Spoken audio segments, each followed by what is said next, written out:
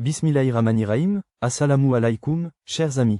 Dans cette vidéo, nous allons partager les phrases complètes du prophète bien-aimé d'Allah, Hazrat Muhammad Mustafa sallallahu alayhi wa sallam, de l'enfance au discours. L'écoute de ces phrases vous rendra tous heureux. Regardez-le en entier. Si vous aimez la prière d'Allah, si vous aimez Kepiar Nabi, donnez à cette vidéo un like et écrivez labaïk ou Rassol al-Arour dans la boîte de commentaires. Mes amis, commençons. Commençons par le fait qu'en Abkhazie, il y avait une tradition de culture lait. Chaque tribu avait sa propre religion, son propre Mahapan, ses propres dieux et déesses. Certaines d'entre elles adoraient des idoles. En Abkhazie, chaque tribu avait sa propre religion et son propre Mahapan. Certaines tribus adoraient des idoles, d'autres étaient juives ou chrétiennes. Le Mahapan était déformé et les gens adoraient les humains, les arbres et les montagnes.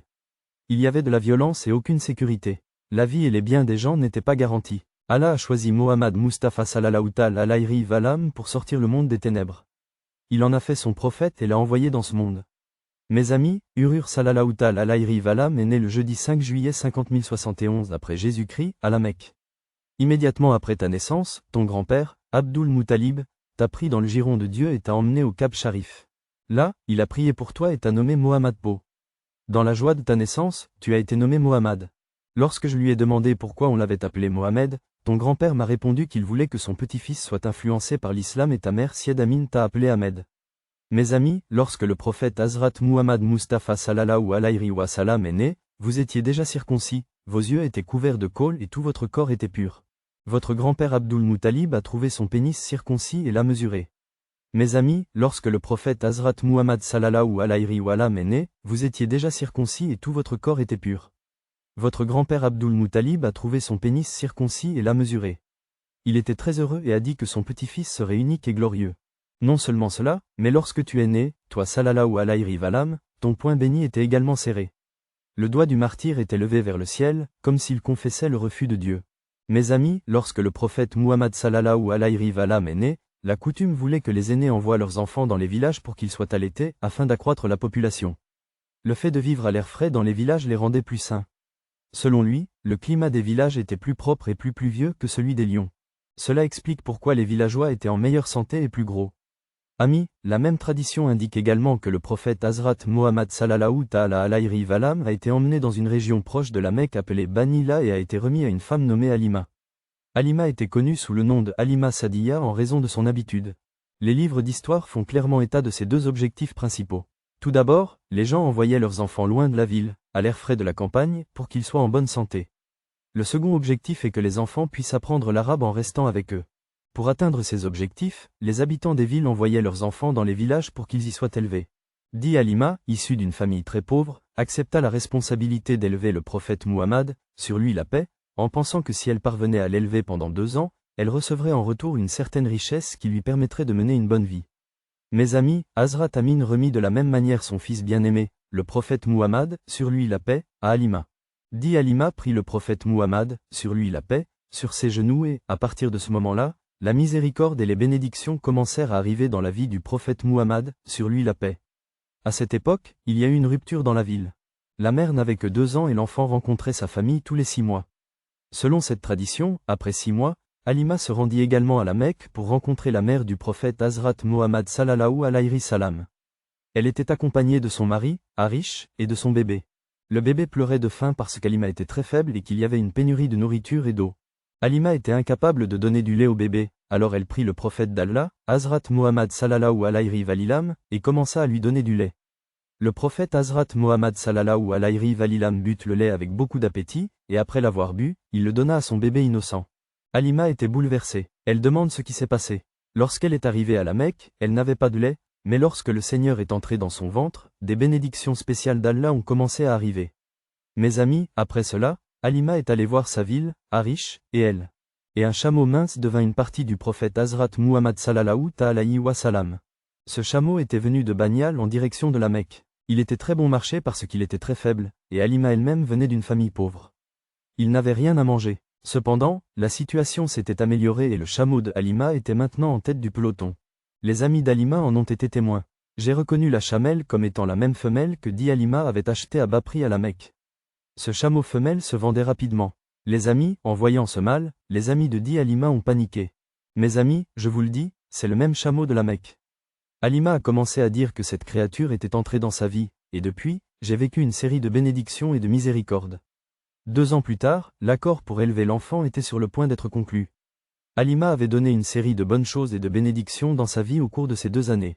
Il était clair pour moi qu'il n'avait pas l'intention de rendre l'enfant Norani à sa famille.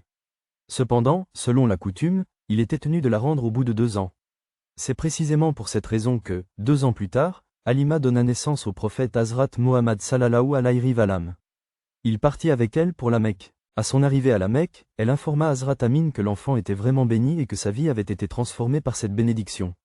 Elle demanda que l'enfant reste avec elle pendant quelques jours, exprimant son désir de l'élever. D'abord hésitant, Hazrat Amin finit par accepter. Halima ayant insisté, Hazrat Amin accepta et commença à manger pendant quelques jours. Elle lui dit de le garder avec lui et de revenir ensuite le prendre. C'est ainsi qu'Halima vous a ramené avec elle. Mes amis, pendant ce temps, le prophète Hazrat Mohammed sallallahu alayhi wa sallam a eu 4 ans.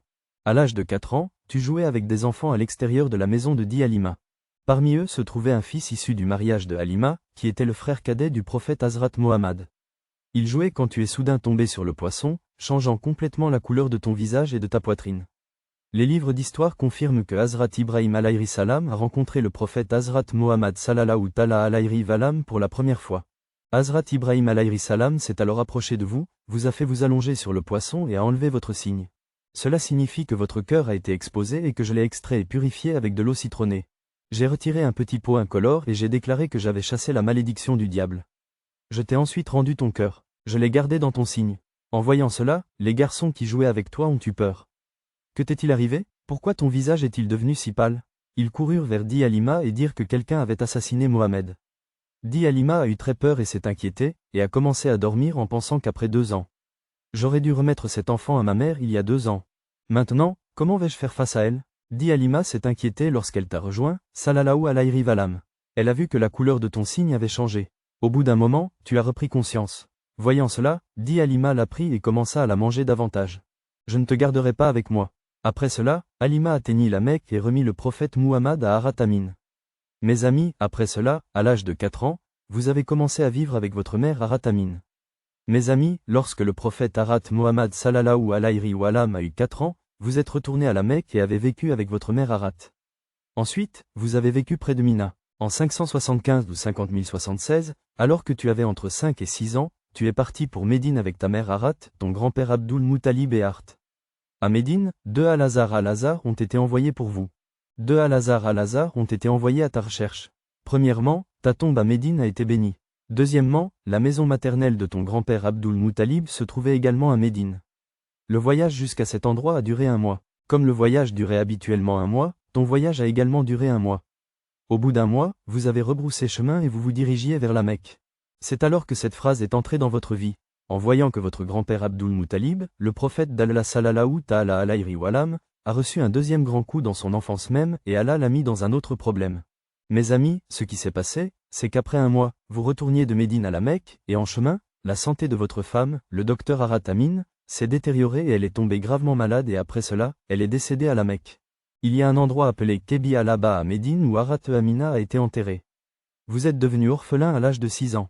Votre grand-père, Abdul Muttalib, était naturellement désemparé. Il croyait que votre père, Hazrat Abdullah, était mort quelques jours avant votre naissance et que vous n'aviez que 6 ans lorsque votre mère est décédée. Cela a plongé votre grand-père, Abdul Muttalib, dans un grand désarroi, l'amenant à conclure que votre mère était décédée alors que vous n'aviez que 6 ans. Le grand-père Abdul Muttalib était désemparé. Il s'est dit, un jour, il faut mourir. Puis, ton grand-père Abdul Muttalib t'a pris sur ses genoux et t'a emmené vers la Mecque, inquiet et sans sommeil. Après tout, pourquoi cela arrive-t-il à cet enfant innocent? Mes amis, vous devriez y réfléchir et voir ce que vous devez endurer avec vos enfants. Ils deviennent orphelins dès l'enfance. Les gens les regardent avec beaucoup de mépris et ils ne sont pas bien traités. Mais vous, sallallahu alayhi wa sallam, avez eu l'aide d'Allah, car Allah lui-même vous a béni. Mon prophète Muhammad a dit que lorsque tu es devenu orphelin, l'aide d'Allah était avec toi, et c'est pourquoi une telle situation s'est présentée à toi, et Allah t'a soutenu. Mes amis, après cela, votre grand-père Abdul Muttalib vous a emmené à la Mecque avec beaucoup de chagrin. Il régnait une atmosphère de chagrin dans votre maison. Abu Talib, ton frère, était furieux de ton état. Abu Talib vous aimait profondément, tout comme Abdul Muttalib, qui aimait également le prophète Hazrat Mohammed sallallahu alayhi wa sallam plus que n'importe lequel de ses fils ou petits-fils. Mes amis, Abdul Muttalib était un grand homme. Il était le chef de Kush et les gens l'aimaient. Un plancher spécial avait été fabriqué pour lui dans le village, mais il était le seul à s'y asseoir. Le prophète d'Allah Hazrat Mohammed sallallahu alayhi wa sallam était encore jeune. Il venait là en jouant et s'asseyait dessus, et Hazrat s'avançait avec Abdul pour le soulever. Vous deviez vous asseoir à part, mais Abdul Muttalib l'arrêtait et disait, « C'est mon petit-fils, laissez-le s'asseoir. » Laissez-le s'asseoir. Votre grand-père plaçait alors sa main sur votre tête et votre dos et vous faisait asseoir à côté de lui. Mes amis, votre grand-père, Abdul Muttalib, vous aimait profondément. Il prenait soin de toi, répondait à tous tes besoins et ne t'a jamais laissé affronter le moindre problème. Il vous gardait toujours auprès de lui, sortait avec vous et s'assurait que vous étiez heureux. Je passais mes journées à faire de même. Aujourd'hui, à l'âge de 8 ans, écoute-moi. Le prophète d'Allah a achevé le voyage de sa vie en surmontant toutes sortes de bénédictions. Tu as maintenant 8 ans, 2 mois et 10 jours. Un jour, ton grand-père Abdul Muttalib est décédé à son tour.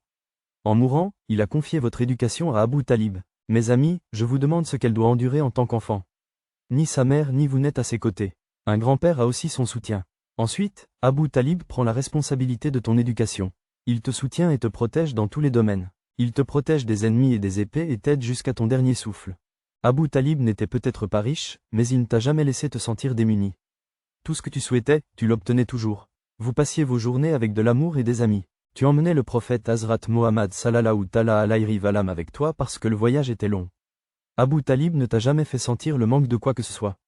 Vous passiez vos journées avec de l'amour et des amis. Vous avez emmené le prophète Hazrat Mohammed sallallahu alayhi wa sallam avec vous parce que le voyage était très long. Il durait 1 mois et demi. Abu Talib n'a jamais su que ce petit garçon innocent était là. Il n'y a pas de soutien de la part du grand-père, il ne faut pas compter sur lui. Alors ami une fois, Abu Talib et son convoi sont allés à Ravan avec Mukesh dans la soirée. Rappelez-vous, il y avait des gens avant maintenant, en particulier les gens de Kush. Ils faisaient de l'import-export, ils achetaient des marchandises dans une maison et les apportaient dans une autre maison pour les vendre. Ils achetaient des marchandises et faisaient des affaires en rapport avec leur travail. Abu Talib et son convoi se rendirent à Mukesh Sham avec le prophète Hazrat Muhammad sallallahu alayhi wa sallam.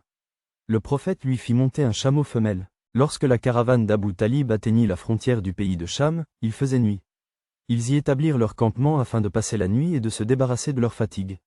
Mes amis, nous devons vous dire que dans sa croyance, il y avait des moines qui allaient d'une maison à l'autre à pied. Ils ne sortaient jamais de la maison, ils trouvaient toujours un soulagement à l'intérieur de sa maison. Ils ne sortaient que lorsqu'ils devaient raconter une histoire. Un jour, alors qu'ils campaient, quelqu'un accourut vers eux.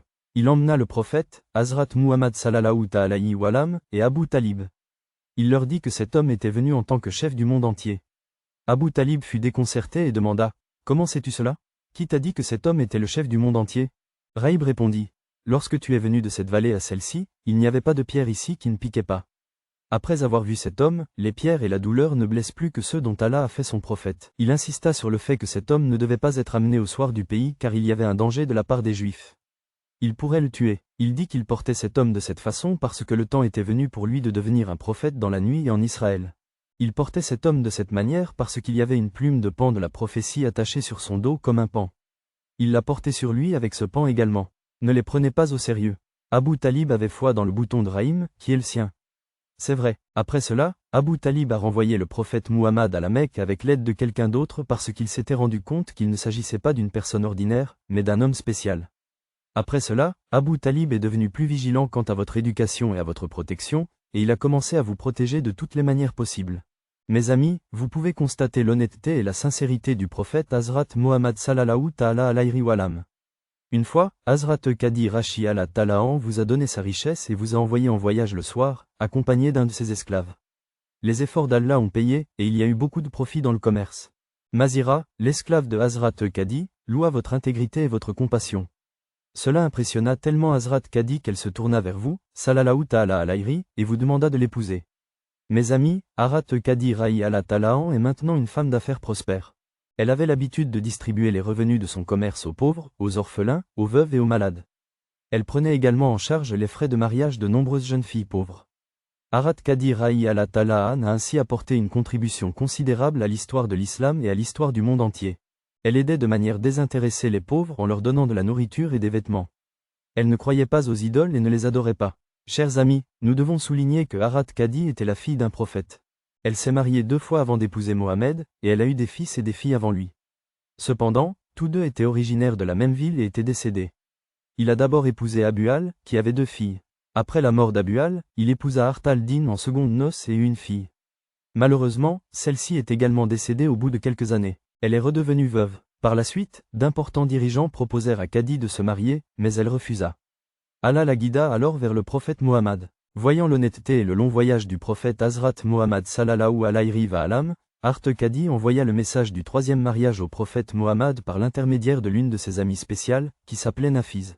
Après avoir entendu le message, le prophète Hazrat Mohammed sallallahu alayhi wa sallam refusa, disant qu'à cet égard, il épouserait d'abord son père Abu Talib et sa femme. Je ne lui parlerai qu'après cela. Je vais vous en parler, mes amis. Après cela, le prophète Hazrat Muhammad sallallahu alayhi wa sallam a dit à son je me suis entretenu avec Abu Talib, c'est-à-dire qu'on lui a dit cela. Lorsque j'ai dit cela dans le message, votre père Abu Talib est devenu très heureux en entendant cela et a accepté de faire le nikah et vous a donné ce cadeau. Dédi, ton amour est celui de notre propre famille. Amr bin Sawr Sulala, sallallahu alayhi wa sallam parlait en tant qu'aîné, et la femme recevait 20 roupies comme dot au moment du mariage. L'argent que tu as donné à ta femme t'appartient. Je suis capable, Abu Talib, et j'ai accompli ton nikah. Ensuite, vous avez célébré le mariage de Hazrat Khadi et du prophète Muhammad sallallahu alayhi wa sallam. Ce talim l'a lu et a récité les louanges d'Allah, après quoi Kaboul a été nommé et la dot a été déclarée. La dot comprenait 20 chameaux. Cela s'est passé 2 mois après le retour de Mule de Cham. À cette époque, vous aviez 25 ans et Hazrat Khadi en avait 40. Hazrat Khadi était votre première femme. Tu n'as épousé aucune autre femme. Tous tes enfants étaient les siens. Seul Hazrat Ibrahim est né de Hazrat Maria. Mes amis, voici les enfants du prophète Hazrat Mohammed sallallahu alayhi wa sallam et de Hazrat Khadi wa sallam. Les noms de vos enfants sont les suivants. D'abord Kassim, puis Zainab, puis Ruqayya, puis Kulsom, puis Fatima, et enfin Abdullah. Tous vos fils sont morts dans leur enfance. Allah salam, oui, vous avez quitté ce monde 6 mois après votre naissance. Comme vous le savez, au moment du mariage, l'âge béni du prophète sallallahu alayhi wa sallam était de 25 ans, et Hazrat Khadi avait 40 ans. Hazrat Khadi était désormais l'émir Tarin Khatoun, et Tarin était une femme. Lorsque le premier verset a été révélé à Hazrat Khadi sallallahu alayhi wa sallam, Rasulallah sallallahu alayhi wa sallam a d'abord dit à Hazrat Khadi d'être la première femme à accepter l'islam. Hazrat Khadi est la première femme, la première femme. Vous avez beaucoup aidé Hazrat Khadi à diffuser l'islam, tant sur le plan international que financier. Mes amis, le prophète Hazrat Mohammed sallallahu alayhi wa sallam aimait beaucoup Hazrat Khadi razi Allah ta'ala anha. Vous ne vous êtes pas remarié de son vivant, et il est maintenant temps pour vous de vous remarier. La coutume voulait qu'il se marie 10 fois. À l'époque, les mariages pouvaient aller jusqu'à 10-11 dans les zones urbaines, mais l'amour du prophète, que la paix soit sur lui, Hazrat Khadi est resté marié jusqu'à l'âge de 25 ans, jusqu'à ce qu'elle ne se remarie pas. Hazrat Khadi et le prophète Mohammed ont passé environ 25 ans en compagnie l'un de l'autre. Le prophète d'Allah Hazrat Mohammed sallallahu alayhi wa sallam a clairement déclaré que Khadi est l'une des meilleures femmes au monde. Même après votre mort, le prophète Hazrat Mohammed sallallahu alayhi wa sallam s'est souvent souvenu de vous et a offert des prières à vos amis. Mes amis, tous les enfants du prophète Hazrat Mohammed sallallahu alayhi wa sallam sont nés à partir de votre 6e anniversaire de naissance, à l'exception de Hazrat Ibrahim radi Allah ta'ala Kati Rashi Allah ta'ala, et votre Abu Talib était décédé. Vous avez déclaré cette année-là comme l'année du deuil. Chers amis, avant la déclaration de la prophétie, le prophète d'Allah Hazrat Mohammed sallallahu alayhi wa sallam avait l'habitude d'apporter de la nourriture et des boissons dans la maison de grès. Il se rendait sur la colline de Hira, s'asseyait seul et priait Allah. Il était connu pour adorer Allah en faisant l'impôt. Cette séquence s'est poursuivie ainsi pendant un certain temps. Je vous l'apporte à tous les deux de la même manière. Il est venu à la colline de Hira et a continué à adorer Allah. Le prophète d'Allah, Hazrat Muhammad sallallahu alayhi wa sallam, était occupé à faire la même chose sur la colline de Hira. Pendant ce temps, Hazrat Ibrahim est venu à vous sous sa forme unique. Puis Hazrat Ibrahim est apparu devant vous. Nous vous le dirons, dit à des salams qu'il est le chef des anges et qu'il est Hazrat Brihil. Le pouvoir du salam est tel que si Hazrat Brihil déploie ses ailes, il peut couvrir le monde entier d'est en ouest. Hazrat Brihil possède une aile de cette taille, et Hazrat Ibrahim as-Salam en possède 70. Hazrat Yuwara sera encore plus puissant et sa taille dépassera l'imagination. Le cerveau d'Ibrahim est si avancé qu'il fonctionne à une vitesse incroyable. Il peut atteindre la semi-machine Sider en un clin d'œil et revenir au Sider à partir de cette semi-machine en un clin d'œil. C'est une preuve indéniable de l'immense pouvoir d'Ibrahim. Le monde est tel que si Hazrat Ibrahim est là, il peut ramasser tout ce poisson et le retourner. Son nom est Ira al-Salam, également connu sous le nom d'ange de la mort. Il se rend dans la maison de chaque être humain, et si un être humain le voit une fois, il ne peut plus revoir aucun autre être humain. Cette personne reste privée à jamais de la possibilité de voir quelqu'un d'autre. Le pouvoir de Hazrat Iral est tel que s'il pose son doigt sur quelqu'un, cette personne meurt. Cela nous amène à nous interroger sur le pouvoir des paroles de l'ange d'Allah Hazrat Ibrahim, que la paix soit sur lui. Ce jeune homme, dans sa forme originelle, est apparu devant le prophète bien-aimé d'Allah, Hazrat Mohammed, que la paix soit sur lui, et a commencé à manger. Lorsqu'Hazrat Ibrahim, sur lui la paix, entendit cela, il répondit « Je ne sais pas lire ». Hazrat Ibrahim lui dit alors « Lis l'Iqra ». Le jeune homme continua à manger et Hazrat Ibrahim, que la paix soit sur lui, dit « Je ne sais pas lire ». Hazrat Ibrahim, la paix soit sur lui, dit pour la 3e fois « Lisez l'Iqra », mais le jeune homme dit « Je ne sais pas lire ». Hazrat Ibrahim, que la paix soit sur lui, dit « Je ne sais pas lire ». Hazrat Ibrahim, que la paix soit sur lui, a dit « Lisez l'Iqra », mais vous avez répété que vous ne saviez pas lire. Hazrat Ibrahim, que la paix soit sur lui, a pris le bien-aimé prophète d'Allah Hazrat Mohammed Mustafa sallallahu alayhi wa sallam avec son signe et avec son signe de cette façon. Hazrat Ibrahim, que la paix soit sur lui, a placé ses 2 mains du côté de Dal, c'est-à-dire les 2 mains du prophète d'Allah vers l'extérieur. Puis Ibrahim a touché le prophète bien-aimé avec son signe et lui a donné une autre gifle. Le hadith sharif indique clairement que le prophète bien-aimé d'Allah, Hazrat Muhammad sallallahu alayhi wa sallam, a dit qu'à ce moment-là, Hazrat Ibrahim avait dit tant de choses. J'étais tellement pressé que j'étais sur le point de me vider de mon sang. Mais Ibrahim l'a repoussé avec son bâton et a dit « Lis au nom de ton Seigneur, qui t'a créé, qui nous a créés et qui a créé ce monde, qui a créé l'être humain. J'ai aussi été rempli du sang d'une fleur de lotus, ce qui montre que ton Dieu est très bon pour toi. » Le prophète bien-aimé d'Allah Hazrat Muhammad sallallahu alayhi wa sallam commença alors à réciter cette phrase, puis il redescendit de la montagne de Gruhira, très effrayé, et rentra chez lui, c'est-à-dire après avoir prononcé cette phrase. Le prophète bien-aimé d'Allah, Hazrat Muhammad sallallahu alayhi wa sallam, est venu à sa maison dans un état de peur. À ce moment-là, votre corps tremblait de la même façon que le corps d'un être humain tremble de froid. Le prophète Muhammad sallallahu alayhi wa sallam, est entré chez vous dans un état de peur extrême. Vous, Bibi Arta Katiya Ra'i Allahu Tala'an, lui avez dit de prendre le tissu et de s'en couvrir. Arat Katiya a apporté le tissu, vous vous en êtes couvert et vous vous êtes endormi. Vous, sallallahu alayhi wa sallam, avez éprouvé une peur intense.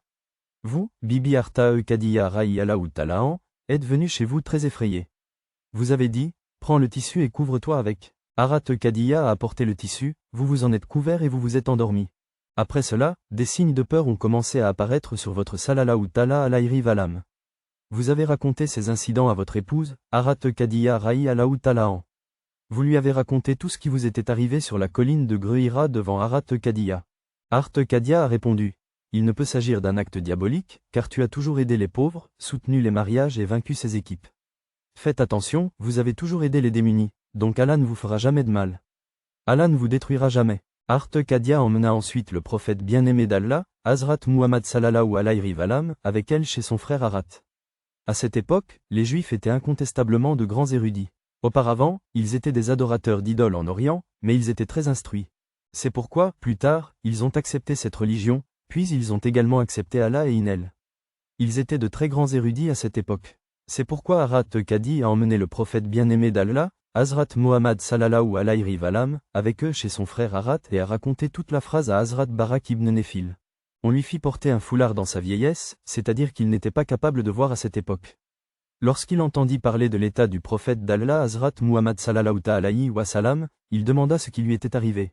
Hazrat Muhammad sallallahu alayhi wa sallam répondit qu'il était en train d'adorer sur la colline de Gruhira lorsqu'une personne de grande taille apparut devant lui. Cette personne commença à lui demander de lire, mais Hazrat Muhammad sallallahu alayhi wa sallam refusa. L'individu le pressa fermement et Hazrat Muhammad sallallahu alayhi wa sallam commença à lire. Comme nous l'avons déjà mentionné, Hazrat était un érudit renommé de l'islam et connaissait donc parfaitement les signes de l'arrivée du dernier prophète d'Allah. Après avoir entendu mon témoignage, il commença à manger. Je jure par Allah que celui qui est venu à toi est le même ange d'Allah, de Hazrat Musa et de Hazrat Ismaïl. L'ange avait l'habitude de venir à lui. L'ange Musa venait à lui, et le même ange venait à toi. Je suis venu et je me suis rapproché de vous. Maintenant, vous venez à vous à partir de votre région, de votre ville. Elle vous jettera dehors parce que tout le monde a élevé le niveau de la vérité. Tous les prophètes qui sont venus dans ce monde ont reçu le pouvoir de la même manière, car Arat Barak ben Nofin était un grand érudit de l'islam. C'est pourquoi il connaissait parfaitement tous les signes de la venue du dernier prophète d'Allah. Il vous a dit toutes ces choses parce qu'il vous connaît. Il a également appris de Arat Kati qu'elle avait épousé le prophète Arat Muhammad sallallahu alayhi wa sallam uniquement grâce à vous. Vous êtes digne de confiance. Après vous avoir dit tout cela, Arat Baraati a commencé à donner son nafil. Si je reste silencieux jusqu'à ce moment-là, je vous aiderai. Après avoir entendu cela, Arat Kati a lu ton premier appel. C'est-à-dire que Harat était une femme qui vous a apporté la récompense, et deuxièmement, ce Harat Barat était un fou qui vous a béni, Salallahu Ta'ala. Il a confirmé alayhi valam. Je vais vous aider, j'ai déjà vu votre premier appel, Harat Kati. Harat était une femme qui vous a apporté une récompense. Deuxièmement, Harat Barat était un fou qui vous a béni, Salallahu Ta'ala. Il a confirmé alayhi valami. Il a dit le nom de ton aîné. Il a lu le deuxième kalam. La prochaine phrase est Inch'Allah. Elle sera téléchargée très bientôt. La réalisation de cette vidéo a nécessité beaucoup de travail. N'hésitez pas à l'aimer et à la partager avec vos amis avant le 12 Rabi à la W-Wall. Si vous avez vu la vidéo jusqu'à présent, nous vous remercions. Nous reviendrons bientôt avec une nouvelle vidéo. D'ici là, assalam.